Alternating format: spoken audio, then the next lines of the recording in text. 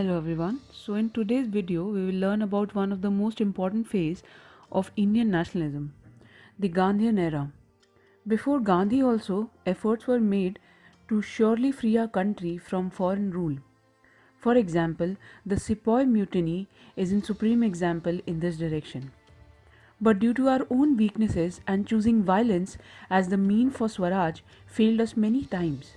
It was Gandhi who tried and also successfully united the mass and showed the masses the path of non-violence. Firstly, we will shed some light on his early career and life and also experiment with truth in South Africa. Gandhi was born on October 2, 1869 in Porbandar and he studied law in England. Gandhi went to South Africa in 1898 in connection with a case involving his client Dada Abdullah. It was here in South Africa he witnessed the ugly face of white racism and the humiliation and contempt of which Asians who had gone to South Africa as laborers were subjected. During his moderate phase of struggle, Gandhi relied on sending petitions, memorials to the authorities of South Africa and in Britain, hoping that once the authorities were informed to the plight of Indians, they would take sincere steps to redress their grievances. He also set up Natal Indian Congress and started a paper of Indian opinion to unite the Indians in abroad. And by abroad I mean South Africa. The phase of passive resistance or satyagraha was the second phase which began in 1906.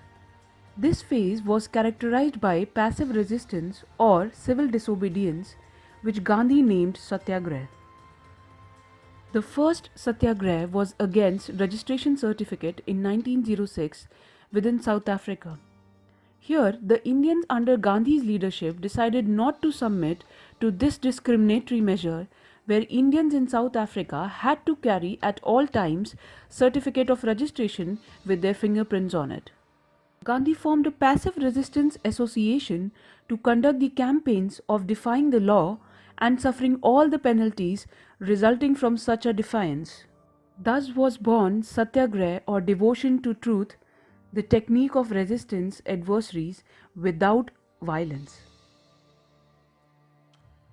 The other campaign was against the restriction on Indian migration. This campaign was widened and now included the protest against imposing restriction on Indian migrations. The Indians defied this law by crossing over from one province to another and refusing to produce licenses. Then there was a campaign against poll tax and invalidation of Indian marriages. A poll tax of £3 was imposed on all the ex-indenture Indians, which was too much for the poor ex-indenture Indians. Also, then a Supreme Court ordered the invalidation of all the marriages which were not conducted according to Christian rites. By this, they implied that the Indian, Muslim, and Parsi marriages were illegal and all the children born out of it were illegitimate. The Indians treated this judgment as an insult to the honor of women, and many women were drawn to the movement because of this indignity. The Indians protested the Transvaal Immigration Act by illegally migrating from Natal into Transvaal. The government held these Indians in jails. Miners and plantation workers went on a lightning strike, and also in India, Gokhale toured the whole country mobilizing the public opinion in support to the Indians in South Africa.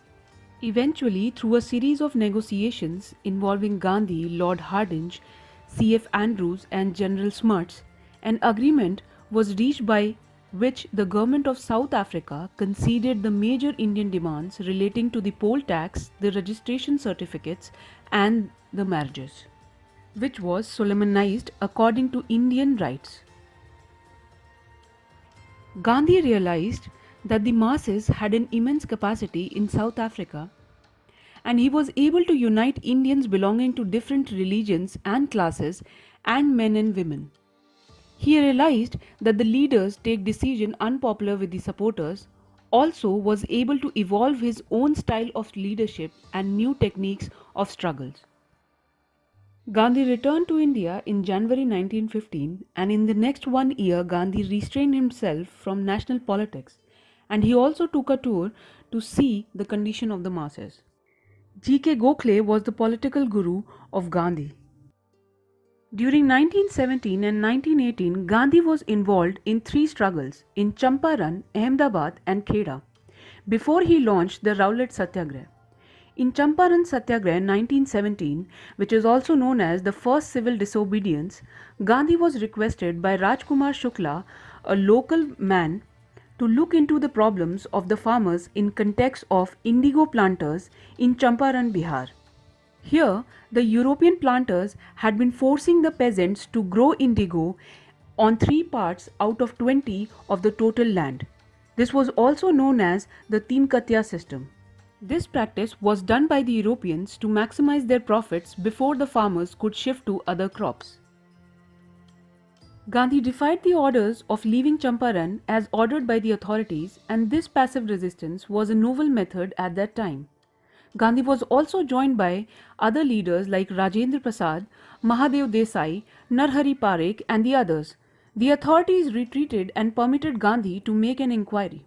Gandhi convinced the authorities that the Teen Katya system should be abolished, peasants should be compensated for the illegal dues, and he also agreed that only 25% of the money taken should be compensated to the peasants. Within a decade, the planters left that area. And this is how Gandhi won the first battle of Satyagraha in India. In March 1918, Gandhi intervened in a dispute between cotton mill owners of Ahmedabad and the workers over the issue of discontinuation of plague bonus. This Ahmedabad mill strike of 1918 was also the first hunger strike for Gandhi. The workers of the mill demanded 50% increase in wages to manage the wartime inflation, and the mill owners offered only 20% increase. Anusuya Sarabhai, social worker, also sister of one of the mill's owner, played an eminent role and was a bridge between workers and Gandhi.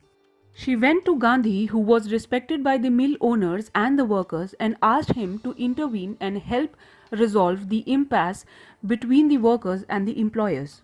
Gandhi asked the workers to go on a strike and demand 35% increase in wages instead of 50%. Gandhi also advised the workers to remain non-violent while on strike. He himself undertook a fast unto death to strengthen the workers' resolve, and the tribunal awarded the workers a 35% wage hike. Because of the drought in 1918, the crops failed in Khera district of Gujarat. Now, the authorities here were not willing to reduce the taxes on the peasant for the year 1919. This was the first non-corporation, or you can say Kheda Satyagraha of 1918, where Gandhi asked the farmers not to pay the taxes. Gandhi acted as the spiritual head of this event. The other leaders like Sardar Vallabhbhai Patel, Narhari Parekh, Mohanlal Pandya, and Ravi Shankar Vyas organized rallies village to village. The revolt was remarkable in that discipline and unity were maintained. Government seized the lands of the farmers, but the farmers continued the struggle under the leadership of Vallabhbhai Patel. Ultimately, the government agreed to suspend the taxes for the year in question and for the next year. They also reduced the increase in rate and returned all the confiscated properties. The struggle at Kheda brought a new awakening among the peasants. They were now aware that they will be completely free from this exploitation only when the country will attain complete independence. Now we will look at the Rowlatt Act of 1919, but before that, some background of it. The Act allowed the political activities to be tried without juries or even imprisoned without trials.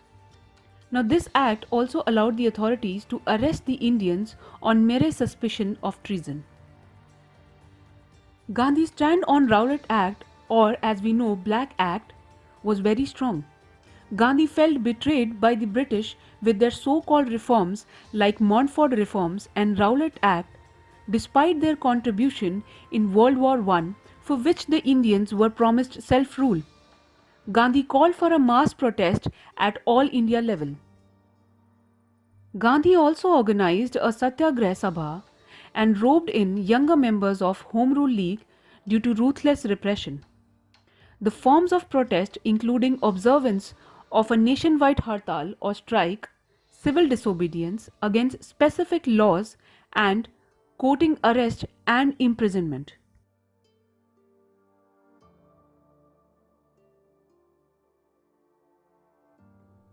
Thank you for watching this video. I hope it was helpful for you. For more videos, please subscribe our channel.